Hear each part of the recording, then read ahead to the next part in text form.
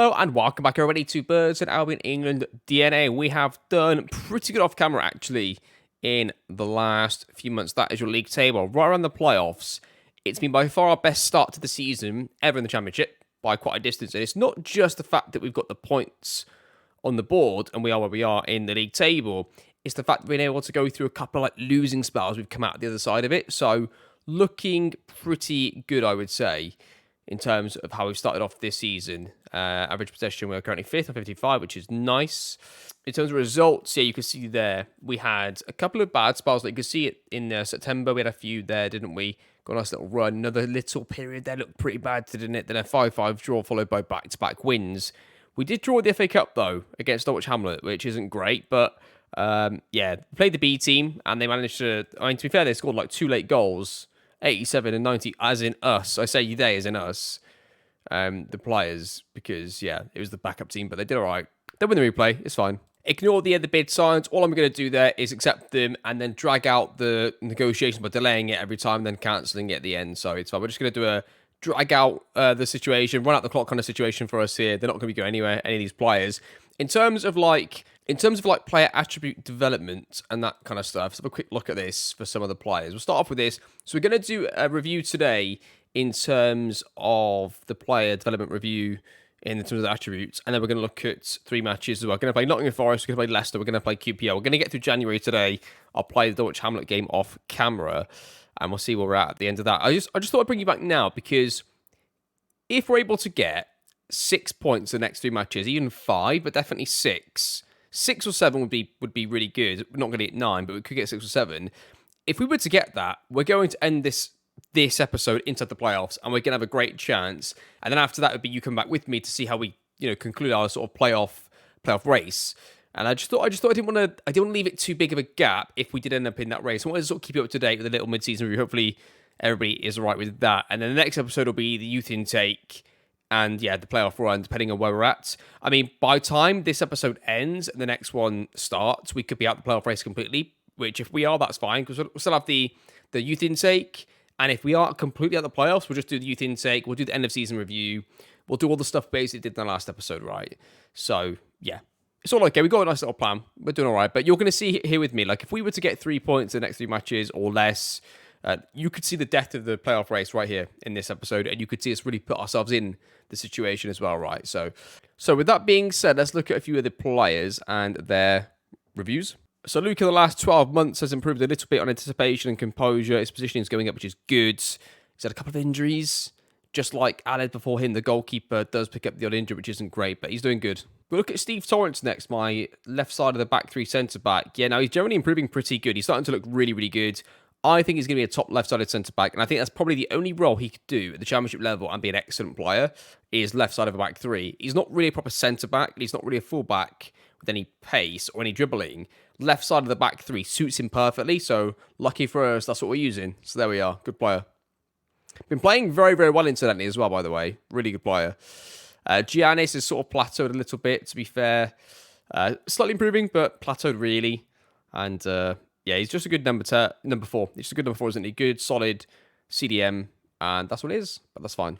Lee Burley. So Lee Burley's become my left-sided CDM. Yeah, not really doing much development-wise, but he's probably plateaued to where he's going to be. But he's a pretty good player, isn't he? For us in our sort of left side of the 2 pivots. He's finally learned to play there. We've also got him and Steve Torrance, who both been playing positions like Steve Torrance has only just got to accomplished. Nothing's really changed with any of these players in the middle here. Let's have a look at Iran Oxby in the last 12 months. As you can see, still improving.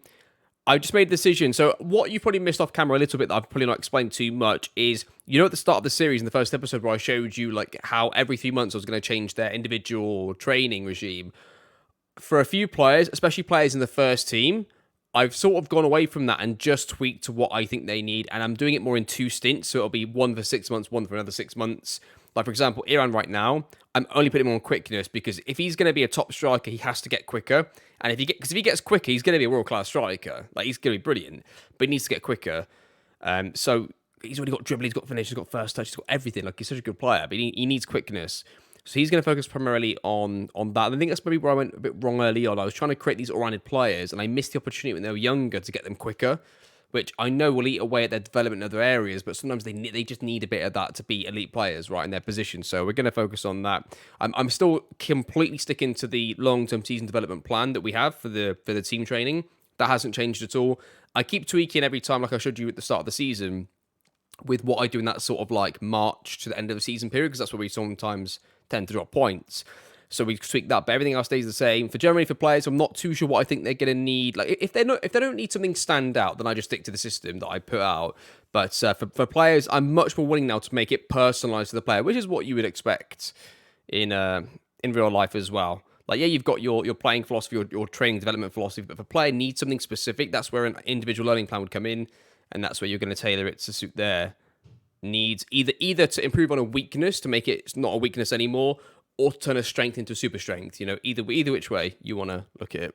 Held a slow progression, not great, but he's lately started to trend up again, so hopefully he's about to have a nice little spurt of improvements, but we'll see. Yeah, there's not too many other players to bring to you really here. Gareth Miller is going to definitely be in the first team pretty soon. He's improving slowly here. He's getting better at his weaknesses. I think he's going to be the first team squad. If we end up getting ourselves kicked out of the playoffs where it's going to be too far to get in, he'll come into the first team and just play every match, because I think he could be a really good player. But he probably needs some first team minutes at this point now. Kojo Kwame, let's have a look at him. So he was the youngster pre-season that looked like he could be very, very good. Not really improving anything just yet. He's still not on a proper contract. He's still on a youth contract because he's so young. But there you are. Yeah, he's going to be really good, I think. In our current system, I mean, if we lost Iran, we've at least got somebody who could play as a striker and we wouldn't lose loads. I think he's going to be a really good player, but obviously we'd like to keep them both in the team if possible. So my strategy for that with Iran is to keep accepting offers for him at 5. So I've set his valuation to 5 million, even though it's more than that. But while it's 5 million, people keep offering 5 million. So we're going to keep accepting those offers and then delaying it 2 or 3 times, then just reject it at the last minute. We're going to just keep doing that.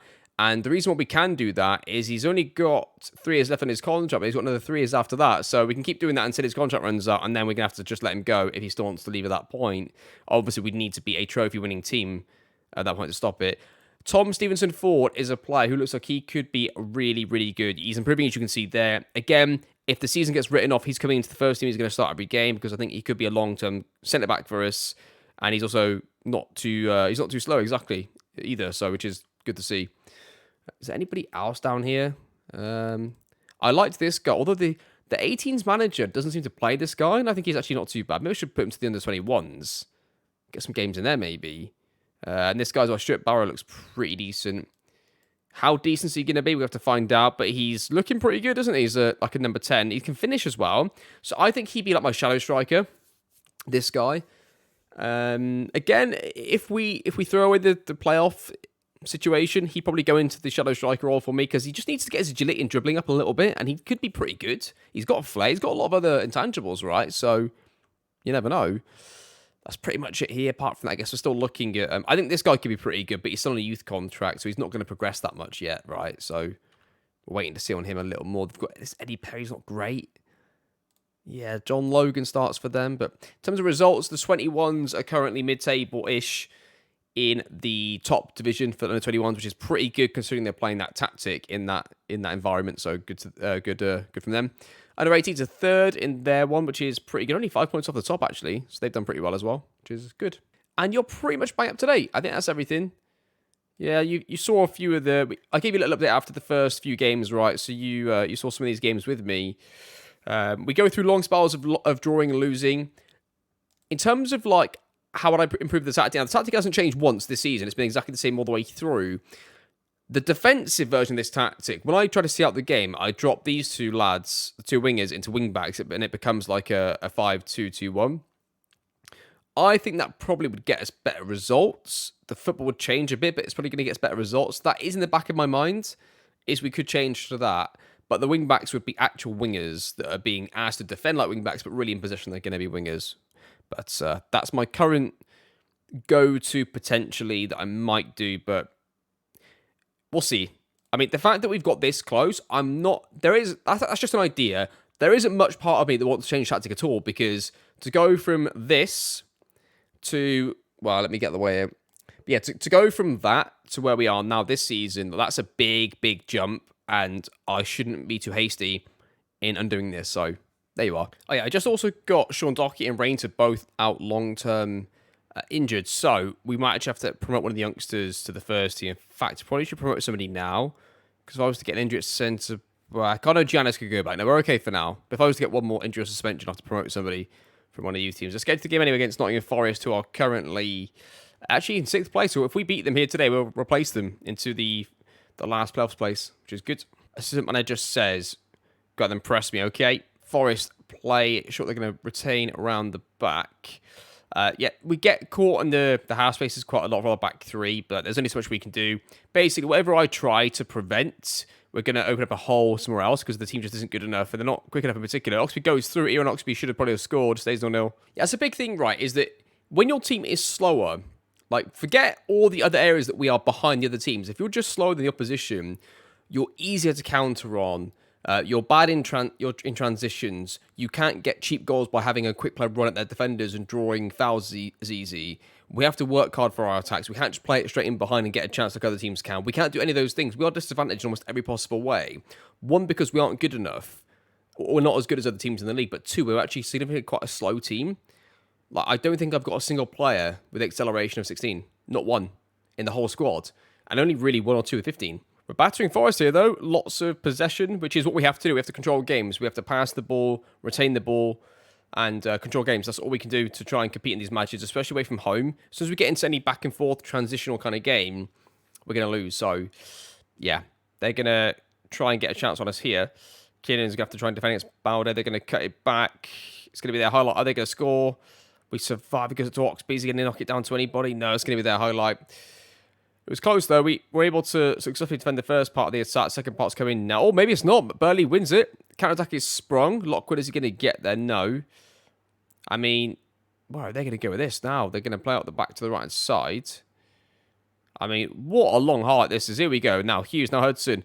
Now Oxby. Is he offside is the question. Is he offside? He's not offside. It's 1-0 to Burton Albion. We'll take that. That was a long highlight. And they had at least 2 chances to create it to be their highlight as well. But there you go. 1-0. Yeah, Aaron Oxby has to really be given a bit of a head start because he's not the quickest still, bless him. And no, he's definitely onside, spins the defender, goes in behind, what a finish, and it's 1-0. Like, do you know what's funny is that although it looks like we're pretty close, we've never, off camera, been in this position. We've not actually been in the playoffs at the end of a match. Every time we get close at 1 point away, will we move in temporarily like this kind of game? We draw, we fall out, then we lose the next match and we fall away. Like at one point we were 8 points off the playoffs again. We always seem to claw it back, and then drop off again. That seems to be what happens to us. So if we can get ourselves in, that's going to be huge because we've not been in there the whole season, really. Normal plays it from the back to Mitchell King, plays it back to the keeper, who sends it long into Oxby, who doesn't quite get up to it. Now they're going to counter on us. Tom Kidder puts in a foot, wins the ball. Hudson stays on it, loses the ball. Bad area to lose it there. They're going to try and spring a attack on us. Now, not quite a counter-attack, is it? They were still pretty much setting our structure, which is quite nice. They go wide with the ball. They then work it back into the middle of the pitch. Jordan has a shot from distance, and it's just over the bar. And yeah, I've not been making many changes. The first team that's out there is the best team to get us results. Generally, I've not really touched, like now maybe Lockwood would come off, and I could put on, I'd probably go Polo because he's left-footed. He can help cut in and get some 3 balls in behind. And also, when we go defensive in a second, he might actually have to go. Let's have a look here. Oh, is that a highlight? Oh, it's an actual highlight. I was just about to go to our defensive tactic, but the highlight was triggered before that. As they go through, are they going to score? Hopefully not. Oh, it's just over. Okay.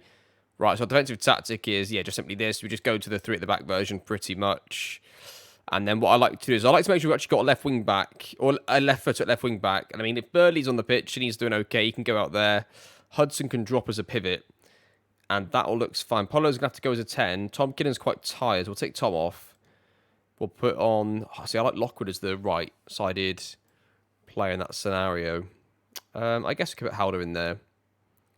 Because they still need to be able to dribble with it and run away with the ball a little bit. Help carry the ball out of defence. And I think we'll just go with that, you know. Time wasting goes up. Counter-attack goes off and we'll play for that. And hopefully we can set up the game. Time's running out. Last minute of the game. Surely referee. But come on, that's a big win. We needed that. Proud of you boys. And the thing that I've noticed as well is most of our wins have come at home. We really struggle to win away from home. It doesn't mean we lose, but we struggle to win. We get a lot of draws and losses. In fact, let's look at this quickly. I was looking at my away record. Where are we? Do you know, we're not too bad on the away record. Okay, we've actually won 5 away. That makes it 5.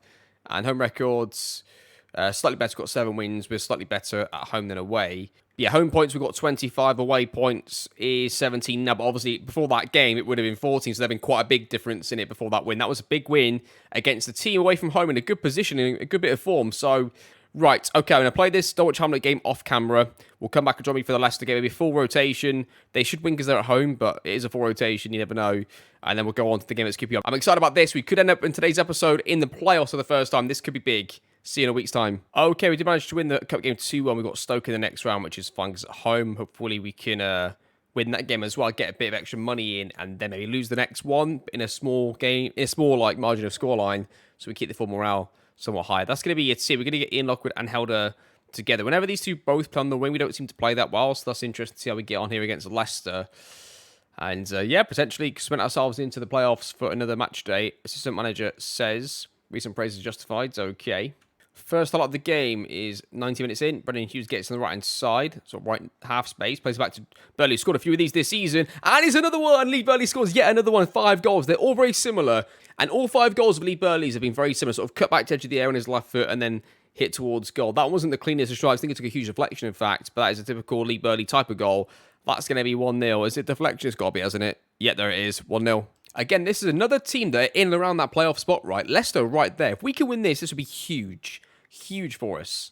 Instant Hull after the change. They go in behind. Andrew's going to get to this easily. Norval's going to get to it now. Whacks it clear to Oxby, who's going to get up. And he somehow sort of takes it down, but then they retrieve the ball anyway to Leicester. And they're going to play out calmly from the back. And while they don't now, Hudson wins it. Torrance gets it. Got a bit of time and space. Got a few options there. That's not the easiest pass to try and pick out. I don't know what he's really done there. Lockwood's going to get to it, though. Plays it back across to Hudson. Hudson across goal. He's got to score. He's got to score, and he doesn't score. Like, the difference in teams is incredible. Like, the cap's huge in the player quality, wages, everything. And Leicester just picking it out to the right-hand side. They cut inside. We should be able to deal with that. Is that one offside? He is not, and it's 1-1. I'm not going to chase the game. I'm not going to take the draw, obviously, either. So let's just make a couple of changes here. See, everybody's playing decently well. Most players are playing well here. Late highlight here, Leicester. Please, lads, don't throw this away. You've got such a chance to get into the playoffs finally. Don't make this just like a nice positive scene. Let's really go for the playoffs. Come on. Oh, no, they're going to get the highlight. Oh, no, Carl Andrew gets it. Carl Andrew sends it into the defence, and they're going to get the chance back. Carl Andrew, yet again, getting in there. This could be anybody's highlight. My money would be on it's going to be. My money would be it's going to be theirs, but you never know. Lockwood wins it now. Andrew, didn't like the angle he took there. Burley turn and play forwards. No, not there. It's going to be a chance for Leicester, and they score 2-1. We've got all out attack. Let's see what happens here. There's another highlight. Not long before the end of the game here. Hopefully we can get an equaliser. If we were to score, I don't know. I think I'd probably have to go back to a normal tactic to make sure we don't lose the game. Leicester go through. There it is. Disappointing. Okay, apologies. I wasn't really paying attention to this. But yeah, we just scored to make it 3-2. A corner gets whipped in, headed away. Lockwood then gets on the edge of the area and pings in a finish to make it 3-2. They have it finishes 3-2 in the end to Leicester. And yeah, we drop out the playoffs now, don't we? At least I think we do anyway. I didn't see the actual league table. But that's pretty typical of how it goes for us. Yeah, we get it for that one game. It's dropped straight back out. And it's a home defeat, which isn't great. QPR away next. And yeah, we'll see. Okay, I'll see you in a few days then for the game against QPR. We've got Torrance out, Rainsford out, Carl Andrews out, and Tom Kinnan is out. We're going to play Jordan Rowland, CDM, and move Giannis back to centre-back in the back three to try and help us compete in this match. Better than putting someone else centre-back, because Rowlands is pretty good. He just needs more game time, I think, really, more than anything. So he'll go and play this one. Assistant manager says, media comments, okay. Yeah, my gut feeling is after losing the last game, having so many first-team players up for this game, that this will be a defeat and it will set us back again, just a bit further outside the playoffs. This has been happening all season, to be honest. This is what's happened. If we had everybody fit and we're at home, we'd beat everybody. Everybody will be at home if we have those two conditions. Now that's quite a specific thing, and it's not really something to be that proud about because it's quite a small amount of matches, isn't it? It's only half the matches straight off the back because it's home matches, and then when everybody's fit. But for us, that's pretty good. And yeah, we just need to try and avoid injuries and suspensions where we can going into the last part of the season. Like we've got quite a few players up for this one, so I'm okay if we fall just short on this. If we can get a draw, sort of stop the back-to-back defeats from happening. There you are. 1-0. I mean, if we can go really close, and within, like, I don't know, 5-6 games left, no, we're not going to make it, so we can play all those other young players. That's probably the best case scenario going into next season. But we've been in that situation before, and then the next season we didn't challenge the playoffs. We were back fighting relegation, so there is it doesn't mean that if we're close this year, we're going to be close again next year. It just, if we get 2 bad fixtures off the bat, if we play somebody really good away from home and lose the first game, and then play a pretty decent team at home second game and lose that, we start the season with back-to-back defeats. So we don't have those players. Oh, it was close. That's the kind of goal that Birdie scores. We don't have those new players coming in to help us kick on. So free kick for QPR, headed towards the goalkeeper. He's going to have time and space now. This could be our highlight, depending on what Norval does with this. He's going to roll out to Giannis. Lads, get out. I keep saying Giannis. It is Giannis, okay. Oh, no, it's Georgie. I keep calling him Georgie is what I keep calling him. Rowlands plays it back to nobody. Actually loses the ball. They go through, and they could have scored. QPR with a free kick. They play it short. They're going to play it to the left-hand side. We win the ball. We just launch it. What are we doing, lads, there? It's bloody Howler again, isn't it? Playing terrible on the left-hand side. Not great. Not great. QPR get their attack. They lose the ball here. Oxby into Lockwood. Into Hughes. He's going to get there. He does. Goes. He's got to score it. He's got to score it. And he does. And it's 1-1. Gets the ball. It's after a turnover, of course. But it's nice to see little Kevin De Bruyne run there. But breaks his way through and finishes to make it 1-1. QPR play it long towards the left-hand side. How do you have to come off, mate? I've just had enough of you. I've had enough of you. It's going to have to be Polo again. I'm going to have to do the same thing, I think. Do that, and then Polo goes on the right-hand side with the same change. Might be too late for this highlight, though. They're going to get a chance at QPR. Are they going to score from it is the only question. And the answer to that question is going to be no. QPR play it short. They play it into the middle now. They're going to continue with their attack. They go on the left-hand side. They got Thomas Space, goes into the middle, headed back, maybe away a little bit. They're going to get a second chance at this, though. Deflected it in. It's hard to get too annoyed because I've just been seeing it all season, like these kind of matches. Like, we're down to 10th after just 2 defeats. It's just so harsh, isn't it? We've worked so hard to get where we are. We win it here, though. Hudson, can we get it forwards? We play it long into nobody. We're going to bring this down. Lockwood, get to that, please. Good. He's better than Howder, I think. Burley into Hughes, or at least he plays better. Hughes goes through. He's got to score now. Surely, referee, penalty. Nope. Not given. And that was the highlight. So, thrown into the box. Keeper collects. He's got not too much really long. He's got to either play the left wing or play it short first. Yeah, that's good. That's what I prefer him to do, but you never know. Hudson, time and space, plays it into little Kevin De Bruyne, goes through. Brendan Hughes goes through, plays it across. Does he know? He shoots. Oh, Brendan, what are you doing, man?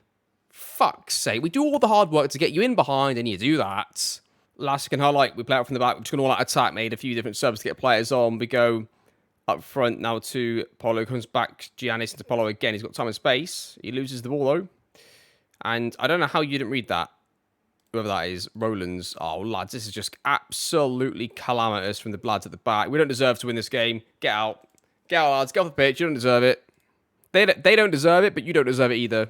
Annoyed with that. Not happy. So all in all, 3 points from the 3 matches is a huge disappointment. It's probably where we've been all season. It means that 3 points is going to end up leaving us just short, I think, overall, which is going to be basic where we are. Like, you can see now, gone from being in the playoffs to 4 points out. We're going to fall short this year. I think the sooner I accept that, the better it's going to be for me. We've got a lot of home games coming up, though, 3 in a row there. I'll see where we're at after the Middlesbrough game, but disappointed. Really disappointed from my perspective, but there we are. A lot of positive things going into next season, but, I mean, it depends who we lose, really, doesn't it? Can I keep doing these things to keep our players at the club? I guess we'll find out, but that's going to conclude the episode. Hope you enjoyed the series. Hope you enjoyed the series. Still, we're going through all of this. Yeah, big intake this year. We need an attacking player, ideally a winger and a striker. Still, I think we could do with, and we can always do with those because of what we've been doing, but I guess Kojo could be pretty good, right? We're still waiting to see what he can become. He could become a really good player. Definitely on the wings for us. Maybe in a front two. I'm not quite sure how to do this yet. It depends on if we lose other players, right? But next season, he'll be a good player because he'll have a full-time contract, stuff like that. He could go into the first team immediately because he would actually... It's not just that he'd be playing minutes early on for us. He'd be able to play and actually compete and play well. So, yeah, likely he'll get a game early on for us as well. But that is going to do it. Thank you for watching. Hope you enjoyed this series. And I'll see you all, of course, next time.